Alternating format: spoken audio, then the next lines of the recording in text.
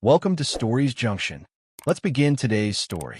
When my partner, Anna, graduated from veterinary school, I couldn't have been prouder. I'd endured countless late-night study marathons with her panic attacks before exams and the grueling process of internship applications. I'd chipped away at our expenses, covered rent in our modest Denver apartment, and held her through every moment of doubt. I never grumbled, not once, because I believed in our shared future. But when she finally started earning more than I thought we'd toast to our victory, she stunned me. She filed for divorce. I stayed silent, signed the papers, and moved on. A decade later, she reappeared, and I gave her a dose of her own cruelty. My name's Clara. In my early 20s, while most folks in Denver were chasing corporate gigs or still drifting, I was already carving out my own path running a small bicycle repair business. It was just a cozy shop with racks of spare parts and a relentless hustle to meet demand. The business had its swings, supply costs could flip overnight, and some jobs barely broke even, but I knew the trade and played it sharp. Every dollar I earned mattered because I didn't grow up with a safety net. Progress felt hard-won, earned through grit. I wouldn't call myself a traditional entrepreneur, but I had fire. I understood that if I wanted security, I had to forge it myself. I met Anna during her undergrad years at Colorado State. She was laser-focused on becoming a veterinarian, a dream she'd nurtured since childhood. When she spoke about it, her eyes lit up with a passion that was contagious. By then, I'd been keeping my shop afloat for a couple of years. The income wasn't always steady, but it kept me grounded. Anna and I clicked fast. Our talks were never shallow. She'd ramble for hours about her studies, her love for animals, and her big plans. I admired her drive, the way she chased her goal with unrelenting focus. To me, she was someone worth investing in. As our relationship deepened, so did my role in her life. I saw the weight she carried, not just the academic grind but the financial strain. Student loans were an option, but I knew how those debts could haunt someone for decades. So I stepped up. I offered to cover what I could, rent, utilities, even some textbooks. I saw it as easing her burden so she could focus. In my mind, it was simple. If I supported her dream now, we'd build ours together later. It felt like a no-brainer, the safest bet I could make. She was disciplined, driven, all in. And so was I. I showed up for her in every way. Late-night pep talks before exams, surprise takeout when she was too frazzled to eat, quietly paying a late bill to keep her stress-free. I was her rock, the one she could always lean on, and I took pride in that. To me, that's what love was, being there, no questions asked. But looking back, I didn't see it then. The more you give, the more some people expect to take. When Anna got her acceptance letter to veterinary school, it felt like the world stopped spinning for a second. We celebrated like we'd hit the jackpot, and in a way, we had. To me, it wasn't just her victory, it was ours. All the sleepless nights, the sacrifices, the emotional roller coaster, it was paying off. We were so high on hope that we got married soon after. It was a low-key ceremony in a Denver park, just close friends and family, no frills. To us, it marked the start of forever. But veterinary school hit like a freight train. I knew it'd be tough, but living it was another story. Anna's days were packed. Lectures, clinics, study groups. She'd leave at dawn and drag herself home after midnight, sometimes crashing at a classmate's to save time. The rare moments we shared felt hollow. She was physically there, but her mind was elsewhere, exhausted, distant, barely able to string sentences together. I told myself it was temporary, just a brutal phase. Our expenses skyrocketed. Tuition, lab fees, equipment. I'd already promised to hold us down, so I gritted my teeth and pushed harder. My shop's income was unpredictable, but I took on extra repairs, hunted for cheaper suppliers, anything to stretch our budget. Sometimes I'd delay my own bills just to keep her afloat. I didn't want her worrying about money. She had enough on her plate. I believed we'd laugh about these hard years someday, proud we made it through. I stayed patient, loyal, convinced the sacrifices would pay off. But I was wrong about so much. As Anna's veterinary school years dragged on, I started dreaming about what came next for us. I pictured a life where we'd finally have room to breathe, maybe a house outside Denver, a dog or two, even kids someday. I'd bring it up casually, saying things like, once you're through with internships, we could start a family, right? Or, have you thought about where we'll settle when this is all done? But Anna's responses were always vague. A quick nod, a mumbled maybe. Or she'd pivot to talk about her latest case at the clinic. She never shut me down outright, but she never leaned in either. Her passion for her career burned bright. She'd gush about a new surgical technique or a mentor who'd just published a paper. But when it came to our future, her voice went flat. I didn't press her. I told myself she was just overwhelmed, that once she had her degree in hand, she'd come back to me, to us. I believed we'd pick up where we left off, dreaming together. But deep down, something felt off, like I was holding space for someone already slipping away. Anna's graduation day was a blur of pride and relief. I stood in the crowd at Colorado State, cheering louder than anyone, my phone shaking as I snapped photos of her in her cap and gown. Her parents were there, teary-eyed, and I felt like I was part of something bigger. I'd seen her grind, sleepless nights, breakdowns, the weight of it all. This was our win, the payoff for years of sacrifice. I thought it marked the start of the life we'd been building toward. We went out for dinner that night, just the two of us, and for the first time in years, she seemed light, like the old Anna I'd fallen for. I let myself believe we'd made it. But that feeling didn't last. A few weeks into her internship at a veterinary hospital in Boulder, things shifted. She was still gone all the time, long shifts, emergency calls, crashing at colleagues' places. I was used to that by now, but something was different. She'd come home distracted, her phone buzzing constantly with texts she'd answer in private. Our conversations, already thin, dried up completely. When I asked how work was, she'd give short answers, like she was humoring me. I started noticing little things. New clothes I hadn't seen before, a perfume she'd never worn. I brushed it off as her treating herself, a reward for surviving school. I didn't want to be paranoid. Then one evening, she came home late, dropped her bag by the door, and handed me a plain envelope. I thought it was some work document she needed me to look over.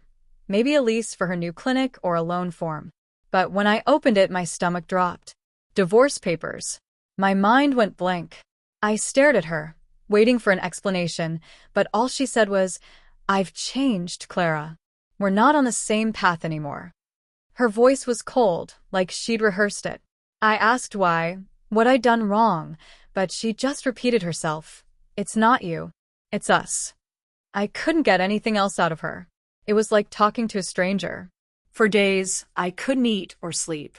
I kept replaying our life together, searching for clues. Had I missed something? Was there someone else? I tore myself apart, wondering if I'd been too focused on my shop, too boring, too much of a crutch. But the truth was, she'd made up her mind long before that night. I was just the last to know.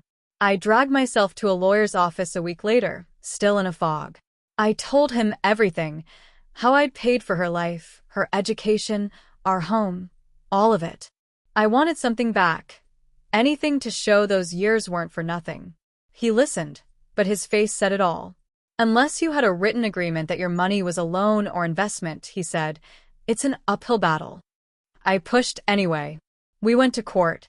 The judge was kind, even sympathetic. He noted my sacrifices, the years I'd carried us financially and emotionally. But the law didn't bend. In the end, I got a small settlement, barely a fraction of what I'd poured into her dream. It felt like a slap. I walked out of that courtroom hollow, like I'd been gutted. The woman I'd built my life around had walked away like I was nothing, and the system shrugged. I went back to my shop the next day, but it wasn't the same. Everything felt pointless. The months after the divorce were a blur of survival. My shop kept me afloat, but just barely. I'd lost more than money. I'd lost myself. I didn't recognize the person staring back in the mirror. I'd given so much to Anna that when she left, she took pieces of me with her. I shut out the world. Friends tried to check in, but I didn't want their pity. I threw myself into work, not for ambition but because it was the only thing keeping me from falling apart. Slowly, the shop started picking up. I found new suppliers, took on bigger orders, and rebuilt my finances bit by bit. But emotionally, I was different. Something in me hardened. I made a vow to myself. Never again would I pour my life into someone like that. Love was fine, but marriage? Commitment on paper? It felt like a trap, a way to lose everything when the other person decided they were done. I decided I'd date, sure, but no rings, no contracts. When I started seeing people again, I was upfront about it. Some walked away, calling me jaded. Others tried to change my mind. But eventually I met Lila. She'd been through her own battles, betrayals, losses, and didn't care for legal ties either. We moved in together, built a quiet life, shared the small moments. She didn't ask for promises. She just wanted honesty. For the first time in years, I felt at peace. 10 years after the divorce, I'd built a new life. My bicycle repair shop in Denver had grown into something steady, nothing flashy, but enough to keep me comfortable and independent. I'd learned to enjoy my own company, my small circle of friends, and my life with Lila. We weren't perfect, but we were honest, and that was enough. I thought Anna was a closed chapter, a memory I'd buried deep. Then, out of nowhere, a message popped up on my phone one quiet evening. It was from Anna, of all people, on a social media app one barely used. "Hey, Clara. How've you been?" It read, casual as if we'd just lost touch after a coffee date. I stared at it for a long time, my thumb hovering over the screen. Part of me wanted to delete it and move on, but curiosity got the better of me. I opened it. Her messages started light, like she was testing the waters. She asked about my shop, if I was still fixing bikes, said she'd seen a cycling event in Denver that made her think of me. It felt strange, like she was trying to slip back into my life as if nothing had happened. I responded, but kept it short, guarded. "Doing fine. Shop's good. You?" She didn't waste much time before the tone shifted. She started talking about her life, how she'd been reflecting a lot lately. "I miss what we had," she wrote. "You were always so steady, Clara." I didn't appreciate it then. She called me the most reliable person she'd ever known, said she admired how I'd supported her through veterinary school. It sounded like a compliment, but it landed like a hook. I asked her point blank what she wanted. Her reply was careful, but it hit me like a brick. "I always thought you never remarried because you were still holding out for me," she said. I laughed out loud, alone in my living room. The audacity. After a decade, she thought I'd been stuck, pining for her, like some heartbroken relic frozen in time. She didn't even consider that I'd moved on, built something better, something real. Her world still revolved around her, and I was just a prop in her story. I typed back, "You got that wrong," and left it at that. Later, I dug around a bit, piecing together her life from mutual connections and stray posts online. After our divorce, Anna had chased a different kind of life. She'd moved to Boulder, started dating high flyers, wealthy types, the kind who'd take her to fancy dinners and show her off. But from what I heard, those guys saw her as a fling, not a future. They'd spend money, sure, but commitment? Not a chance. She bounced from one to another, chasing something she couldn't quite grasp. Eventually, she married again, a guy who earned far less than she did as a veterinarian. From what I gathered, he wasn't faithful. He'd cheated with younger women, repeatedly, and when their marriage imploded, Anna was the one stuck paying alimony. The irony wasn't lost on me. The woman who'd left me because we were on different paths ended up bankrolling a man who used her and walked away. I didn't feel sorry for her. If anything, it confirmed what I'd come to believe. Life has a way of balancing the scales. She'd walked out on me like I was disposable, and now she was facing her own reckoning. Still, when she kept messaging, I didn't shut her down right away. I could have blocked her, and part of me wanted to, but another part, the part that still remembered the sting of her leaving, wanted to see how far she'd go. She was persistent, dropping little hints about her regrets, her loneliness. "I've been thinking about how good we were together," she'd write, or, "You always knew how to make things feel safe." It wasn't about me, though. She wasn't missing Clara, the person. She was missing the safety net, the version of me who'd carried her through her toughest years. So I decided to play along, not out of kindness but something colder. I'd give her just enough to keep her hoping. A short reply here, a vague, maybe we'll catch up sometime there. I mirrored the distance she'd shown me all those years ago, letting her chase a shadow of something she thought she could reclaim. She'd ask about my life if I was seeing anyone. I'd say, it's complicated, even though it wasn't. Lila and I were solid, but I let Anna think there was an opening, a crack in the door she could slip through. I knew exactly what I was doing. I wanted her to feel the slow burn of hope, the way I'd felt it when I waited for her to come back to me during those lonely veterinary school nights. She kept at it for weeks, her messages growing more frequent, more desperate. She'd drop comments about the future, things like, "It's scary thinking about getting older alone, you know? You were always the one who had it together." It was clear now she was afraid. Afraid of being alone. Afraid she'd thrown away the one person who'd ever truly shown up for her. She didn't say it outright, but I could read between the lines. She thought she could waltz back into my life, pick up where we left off, like the past decade never happened. But I wasn't the same Clara she'd left behind. I'd rebuilt, grown, learned. And I wasn't about to let her unravel that. For months, I let Anna chase the illusion I'd created. I fed her just enough, brief replies, vague promises of, maybe we'll talk more soon, to keep her hooked. Every time she reached out, I could sense her growing desperation, the way she clung to the idea that she could reclaim what she'd thrown away. She'd send long messages reminiscing about our past, painting it like some golden era she'd only now realized was precious.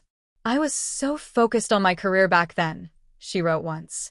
"I didn't see how good I had it with you. It was almost convincing, but I knew better." She didn't miss me. She missed the stability, the safety, the Clara who'd bent over backward to hold her world together. I stayed cold, calculated, mirroring the indifference she'd shown me when she handed me those divorce papers. I'd reply sparingly, dropping crumbs like, "Life's been busy," or, "Good to hear from you, I guess." She'd latch onto every word, reading meaning where there was none. She started pushing for more, asking if we could meet up, grab coffee in Denver, just to catch up. I dodged, saying I'd let her know when I was free, knowing I never would. I wasn't cruel about it, not outright, but I wanted her to feel the weight of chasing something she'd never catch. It was the same weight I'd carried all those years, waiting for her to notice me while she buried herself in veterinary school. One night, she sent a message that laid it all bare. "I'm scared, Clara," she wrote. "I don't want to end up alone. Retirement's coming, and I keep thinking about how you were always there, steady. I messed up and I know it." It was the closest she'd come to an apology, but it wasn't enough. Her fear wasn't my problem anymore. I read it, let it sit for a day, then typed back, "We all make choices." I could almost feel her flinch through the screen. She kept trying, though, sending more messages, each one a little more frantic, a little more pleading. She'd mention old memories, our cheap date nights, the way we'd laugh over takeout in our tiny apartment, like she could summon the past to change the present. But I was done living in her story. Then one morning, after months of this game, I woke up and decided it was time to end it. I didn't want to drag it out anymore. It wasn't worth my energy. I sat down with my coffee, opened our chat, and typed out a message that would close the door for good. "Anna," I wrote, "our divorce wasn't a loss. It was a necessity. Losing you forced me to rebuild, to find myself, to grow. I've got peace now, and I'm not interested in reopening old wounds. I wish you well, but we're done." I hit send and felt a weight lift. It wasn't about revenge anymore. It was about reclaiming my time, my life. Her response came almost instantly, and it was nothing like I expected. She didn't beg or apologize. Instead, she lashed out. "I can't believe you're doing this," she wrote. "After everything we had, you're just cutting me off? You were stringing me along, weren't you?" The accusations kept coming. How I'd used her, led her on, played with her emotions. She called me cold, selfish, no better than the men who'd burned her after our divorce. The irony hit hard. 10 years ago, she'd walked away like I was nothing, and now my refusal to let her back in was somehow a betrayal. Her words stung, but they didn't stick. I'd spent too long rebuilding to let her guilt trip me now. I didn't respond. I thought if I ignored her, she'd burn herself out and stop. But she didn't. The messages kept coming, sometimes late at night, sometimes first thing in the morning.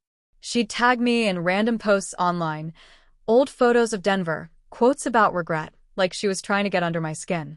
Then she started reaching out to mutual friends, spinning a story about how I'd hurt her, how I was refusing to give her closure.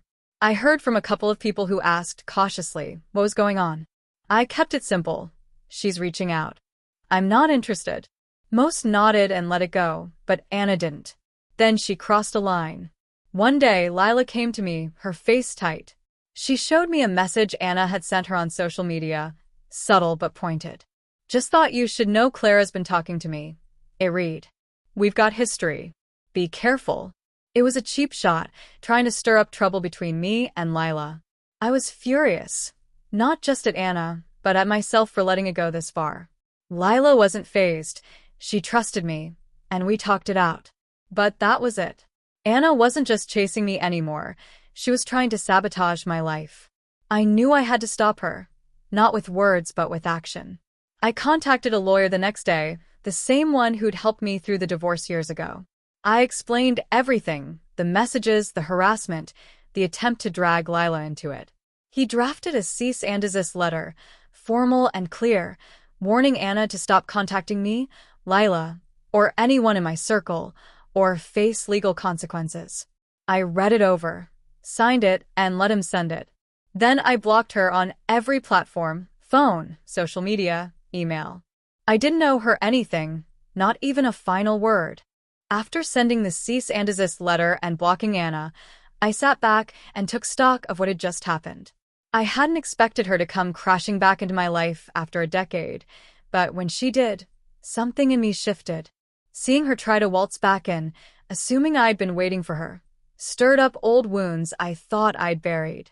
Letting her chase me for months wasn't just about giving her a taste of her own medicine. It was about proving to myself that I wasn't the Clara she'd left behind.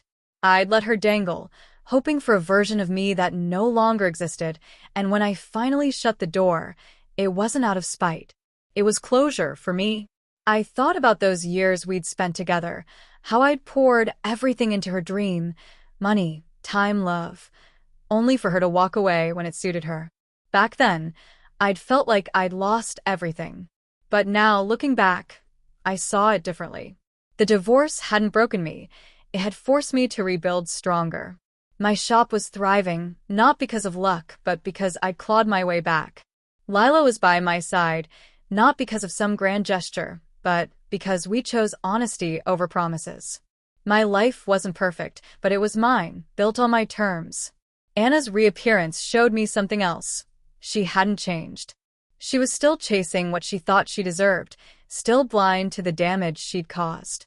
Her messages, her accusations, her attempt to stir trouble with Lila, they weren't about love or regret.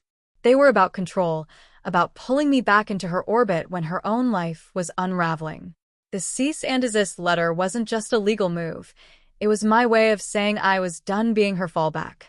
I didn't need to hear her apologies or her excuses. I didn't need her at all. Life after that felt quieter, cleaner.